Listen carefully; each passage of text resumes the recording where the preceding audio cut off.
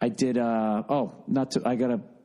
is why I have nothing to talk about. I did Kevin and Bean this morning, and then I did fucking Mark Maron's What the Fuck podcast, WTF, over his way, and promoting the F is for Family thing. I'm sorry, guys. Should I just hit fucking pause right now? Should I just hit pause and just fucking tank this entire podcast? I can't. I have to keep fucking going. Where the hell's my laptop? Is there anything to look up? What the fuck did I do with my laptop? How do you lose a laptop? I just had the fucking thing. I swear to God, if I ever get Alzheimer's, I'm not even going to fucking notice. Do you feel any different? No, I don't. Where are my keys? All right, here we go. Let's open up here. Let's get on the. Let's see if there's anything on the fucking. You know, I'm literally going to hit pause. I got to look up a few things. This is not even a podcast. This is just listening to somebody babbling. You know, like you're sitting in the fucking waiting room or something. You don't want to go. Yeah, but we know. Go look something up. All right, hang on a second. Hang on.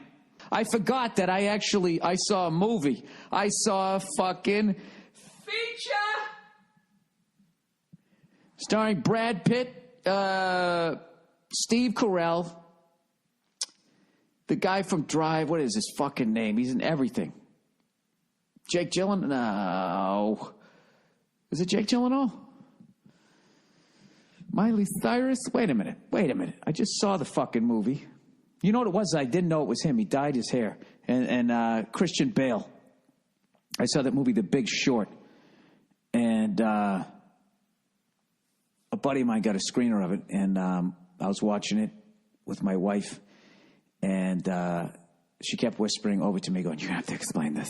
You're going to have to explain this. I don't know what it is." It was basically about all the shit that led up to the big fucking whatever the fuck happened in 2007. It was called The Big Short. It was basically these guys bet against the banks. They basically bet that what was going to happen in 2007 was going to happen. They did it in like 2005, and all the bankers were just like, "What are you, out of your fucking mind? That could never happen." You know, that's basically what it is. And I actually, by watching it, I ended up having a great conversation with my wife about that, because I remember when that whole housing market scandals and all that fucking subprime shit happened.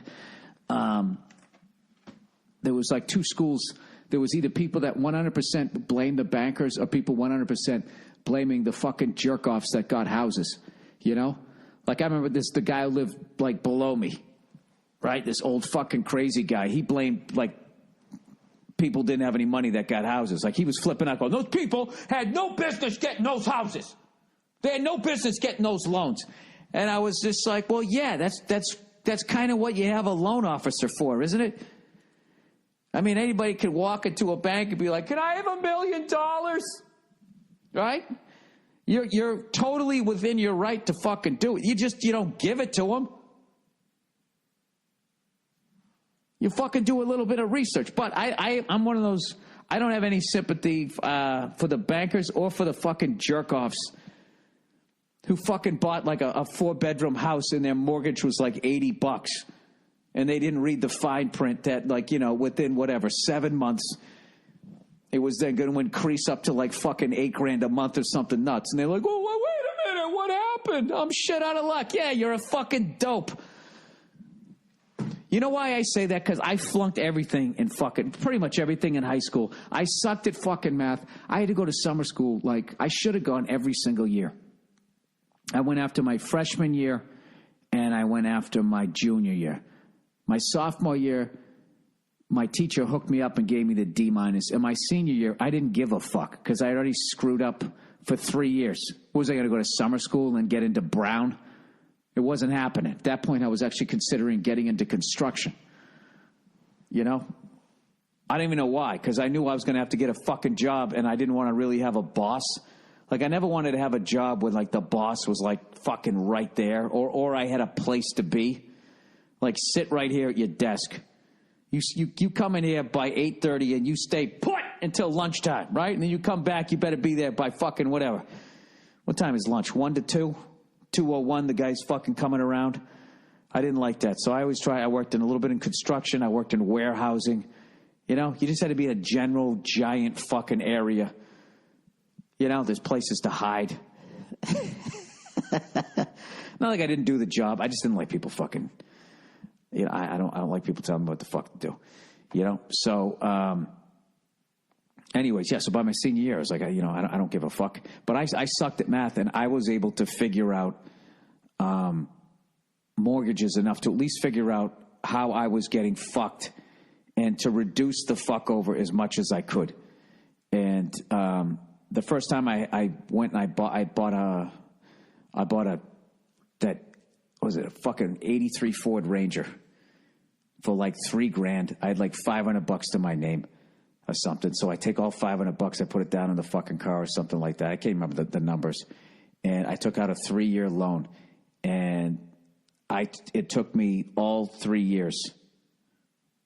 I had like 36 payments, and it took me 36 payments. I made all of them on time, and the bank got 100% of the amount of interest that they wanted to get off a dope like me. The entire 3 years that I had the car loan, it never dawned on me to maybe not go out drinking fucking a bunch of beers that night and actually taking some of that money and throwing it at the principal of the loan. I didn't know that you could fucking do that. I had no idea. And I ended up paying a ton of fucking money in interest. So, fortunately, somebody talked to me about it, when I went to go in to get a mortgage, and I still fucked up. When I first got a mortgage, I bought an apartment in New York, and I bought something that I could afford, and I could afford the mortgage payment plus a little bit more. So the very first payment, I made the mortgage payment plus a little bit more. But the thing was, I didn't put it I didn't fill in the right area on the mortgage statement where it says, basically mortgage, and then it says principal. I didn't know that the principal was the actual, say I owed $100,000. I didn't know that was called the principal. I had no fucking idea. So I kept putting everything into the mortgage. So within like 4 months, all of a sudden I didn't get a statement for the 5th month. So I was like, what the fuck? And I'm calling the bank going, I didn't get a statement. What's going on? What's going on? And they were like, oh, you're a month ahead on your payments. And I go, what do you mean I'm a month ahead? I still owe you like $100,000. It's like, no, blah, blah, blah. And by them talking to me, I realized, I went back to look at the statements. I'm like, wait a minute. I've been paying like an extra $400 a month here, and none of it has come off the principal. It's because I wasn't putting that towards the principal. And that's when I figured out, this is what I want to fucking do. I want to pay the mortgage and then take the other money and put it at the fucking principal. Now, a lot of you are rolling your fucking eyes, but the amount of people that go in and get a fucking house and never realize that, or realize that they front end load the fucking interest. Like, even I think isn't it like if you even if you're 10 years into your mortgage, at that point you've already given the bank 80% interest.